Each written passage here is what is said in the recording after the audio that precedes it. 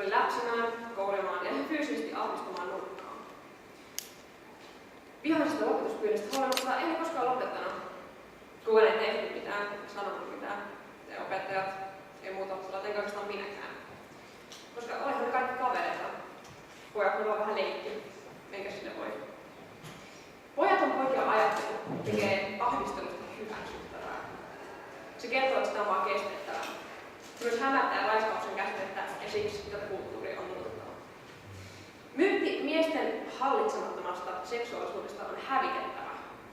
Raiskaus ja seksuaalinen häirintä ei ole seksuaalisia tekoja, vaan on sairasta vallankäyttöä, eikä syy ole koskaan uhrin.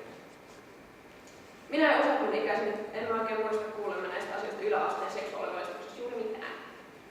Mä kysyin Facebookissa mun kavereilta, miten seksuaalista häirintää ja raiskauksia heidän mielestään voitaisiin vähentää. Tässä on joitakin heidän vastauksia.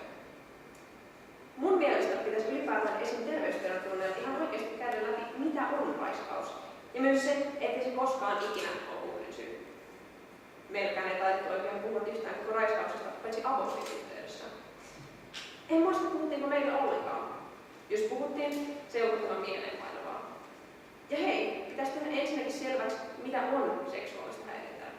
Ei peruskoululainen välttämättä osaa vetää rajaa tai kertoa siitä, jos vähättelee sitä itsekin. Eikä mitään vuoropuheluakaan pitäisi sietää tai häiritseviä tekstiviestejä tai nettipuheita.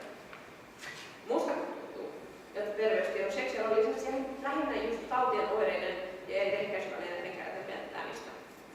No siis on paljon ihmisiä, jotka kokee jonkinlaista seksuaalista häirintää tai jopa hyväksikäyttöä ja sitten he eivät uskalla puhua siitä, koska eivät koe, että sitä edes häirinnän tuttomerkki.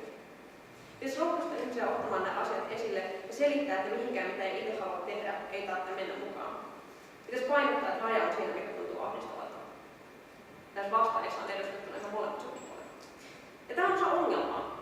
Opetusta on päivitettävä. Tässä on kondomi. Käytät sitä näin, jos et käytä, tulet raskaaksi kisat nämä taudit. Ei riitä enää. Meidän on aika sisällyttää valistukseen avarampi kuva seksuaalisesta ja seksuaalisesta käyttäytymisestä. Voitaisiin luopua pelkästään siitä näin et ole raiskauksen nimessä, vaan näin lähestyt muita oikein linjaa, jos lisätään. Seksi ei ole kenenkään perusoikeus, vaan saavutettava etuoikeus. Harvempi raiskaaja on oikeasti luonnehäiriöinen väkivaltarikollinen. Useampi todennäköisesti on kykenevä oppimaan, kun heitä ohjataan avoimesti keskustellen siihen, miten luodaan ihmissuhde, josta voisi tulla myös tasa-arvoinen intiimisuhde. Miksi emme tekisi valistusta myös näin päin? Emmekö luota inhimilliseen oppimiskykyyn? Onko raiskaajat asetettu luonnonvoimia, joilla me ei mahdeta mitään? Ei musta. Jos olemme pystyneet valistuksella vähentämään nuorten alkoholin käyttöä ja tupakointia, miksei tämä onnistuisi? Me tarvitaan iso mediakampanja, joka ohjaa toisen rajoja käytökseen positiivisesti, lämminhenkisellä ja hauskalla tavalla. Internetistä löytyy tällaista valistusta vaikka kuinka. Katsokaa vaikka YouTubesta.